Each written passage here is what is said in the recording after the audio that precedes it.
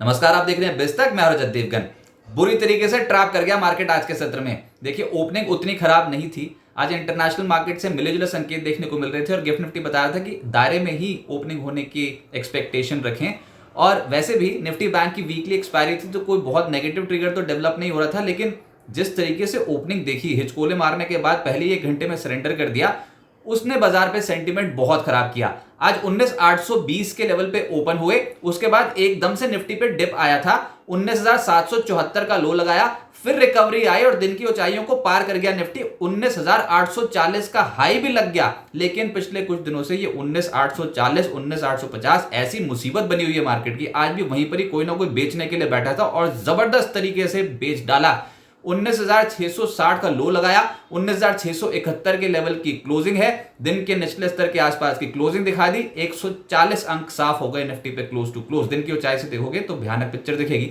Nifty bank 520 अंकों का गोता लगा गया। इसमें तो कॉन्फिडेंस निफ्टी के मुकाबले बहुत ही कम था। 43,888 के लेवल पे बंद हुआ। सेंसेक्स 551 अंकों की गिरावट के साथ 65,877 के लेवल पे बंद हुआ। एडवांस डिक्लाइंस सिर्फ 11 शेयर निफ्टी के चढ़े, बाकी सब लालम लाल। और जो चढ़ा उसमें था सिप्ला, डॉक्टर रेड्डीज, फार्मा आगे निकल आए। 2% से 3.5% का मूव इन स्टॉक्स में। टाटा मोटर्स, सन फार्मा, एसबीआई लाइफ में खरीदारी होती हुई नजर आई। टाटा मोटर्स लेटर हाफ में चढ़ा है, लेकिन संभल नहीं पा रहे थे। बजाज फाइनेंस के नतीजे उसके बाद पिटाई हो गई, 3% का क्रैक था। इसके अलावा बजाज फिनसर्व भी साथ साथ टूट गया, 2% नीचे। NTPC, HDFC bank, Reliance industry, बताओ 1.5% नीचे था रिलायंस आज। एचडीएफसी बैंक 1.5% नीचे था। एफएनओ गेनर्स में आपको फार्मा दिखाई देगा, जिसमें डॉक्टर रेड्डीज और सिप्ला तो निफ्टी के ही टॉप गेनर्स हैं।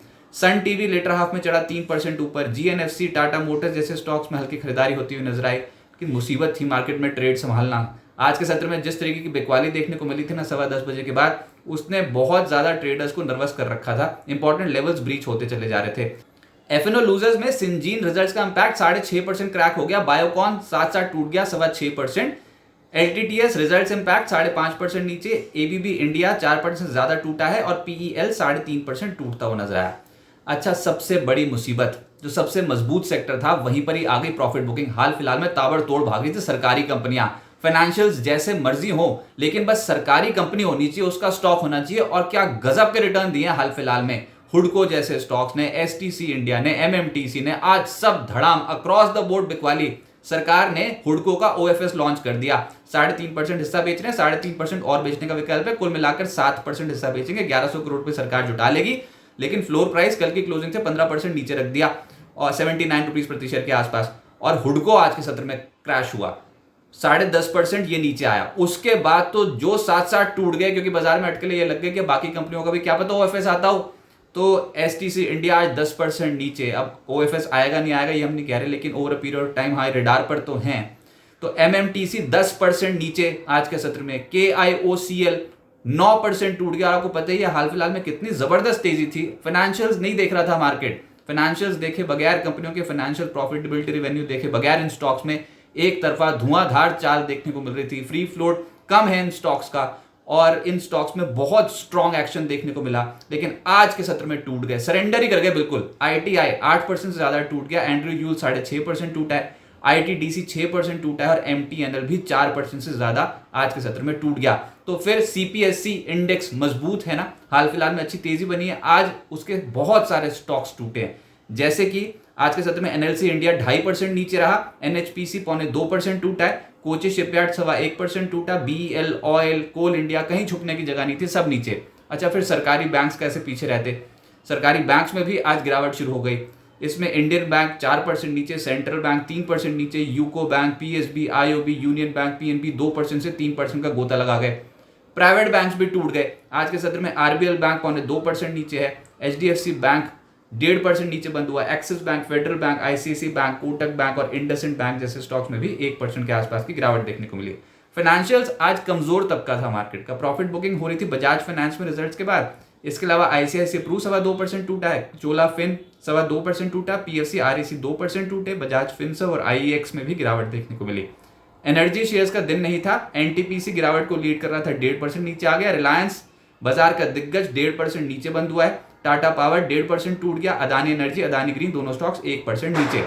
ऑयल एंड गैस प्ले भी हुआ नेगेटिव, जिसमें एचपीसीएल, आईजीएल 1.5% से 2% टूटे हैं। गुजरात गैस, MGL 1.5% टूटे, रिलायंस इंडस्ट्रीज, IOC, BPCL, यहां पर oil and gas play negative होता हुआ नजर आया। चुनिंदा फार्मा शेयर्स चढ़े हैं, बहुत ही काउंटर स्पेसिफिक, ऐसा नहीं कि पूरा सेक्टर में तेजी थी।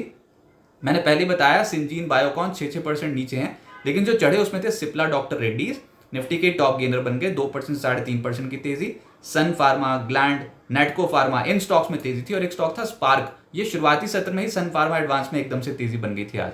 मिड कैप गेनर्स में आपको जेपी एसोसिएट्स नजर आएगा 12% ऊपर। ओरिएंट सीमेंट, ऐसी धमाकेदार चाल थी ना शुरुआती, अगर 1 घंटे में देखते तो गजब की चाल, लेकिन इंट्राडे बेसिस पे प्रॉफिट बुकिंग हो गई इसमें, और आज 8% क्लोज टू क्लोज आपको बढ़ा हुआ दिखाई देगा, लेकिन ऊपरी स्तरों पर हल्का भी हुआ है। न्यूजन कल से ही इशारा दे रहा था कि तेज होगा, और आज 7% फॉलो अप बाइंग। इसके अलावा रेपको होम 7% चढ़ गया, एस्ट्रा माइक्रो 7% चढ़ गया, IRB इंफ्रा एक्टिव हो गया इंट्राडे में, गिरते बाजार में 6.5% ऊपर। आरती ड्रग्स, रत्नामनी, नवनीत एजुकेशन 5.5% से 6% चढ़े हैं। जैसे मैंने कहा स्पार्क, इस स्टॉक में एक्शन था, शुरुआती सत्र में तेज हो गया था, 5.25% क्लोज टू क्लोज चढ़ा है। सूर्या रोशनी और HLE ग्लासकोट 5% से ज्यादा चढ़ गए। गिरने वाले मिड कैप्स तो बहुत हैं, लेकिन कुछ चुनिंदा जहां पर सबसे ज्यादा डेंट पड़ा उसमें था वक्रांगी, 0.8% टूटा है। जेंसार टेक नतीजों का इंपैक्ट 6% नीचे रहा।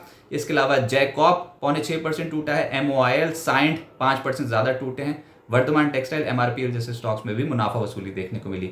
IRM एनर्जी का IPO आज से खुला है, 20 अक्टूबर तक खुला रहेगा। प्राइस बैंड 480 से 505 रुपए प्रति शेयर का रखा गया है। इशू साइज है 545.4 करोड़ रुपीस, और कारोबार है कंपनी का CNG PNG डिस्ट्रीब्यूशन के कारोबार पे है कंपनी।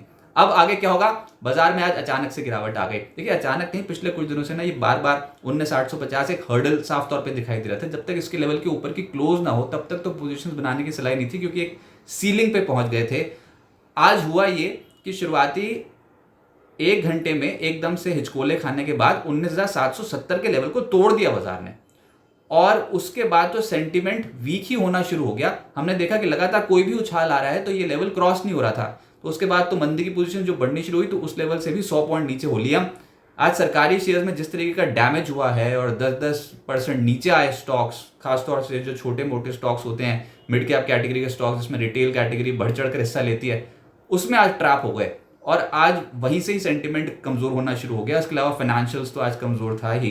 कल निफ्टी की है वीकली एक्सपायरी, और अभी 19,700, 19,750, 19,800 इन सब स्ट्राइक्स में एकदम से कॉल राइटिंग बहुत ज्यादा हावी हो गई है, तो अपर लिमिट तो ये बन गई 19,800, 19,850 एक बहुत स्टिफ रेजिस्टेंस काम करेगी निफ्टी पे। पर फिलहाल ये भी समझ में आता है कि डेली चार्ट्स देखोगे अगर लॉन्ग टर्म टाइम फ्रेम पे, तो 19,635 नीचे एक इंपॉर्टेंट सिरा है मार्केट का, और ऊपर 19,850 है। इस रेंज पे कर रहे हैं कामकाज, अब अपने बैंड के लोअर एंड पे आके खड़े हो गए हैं, ट्रेडिंग रेंज के निचले सिरे के आसपास है, तो हो सकता है यहां से पुल बैक बनता हुआ नजर आए।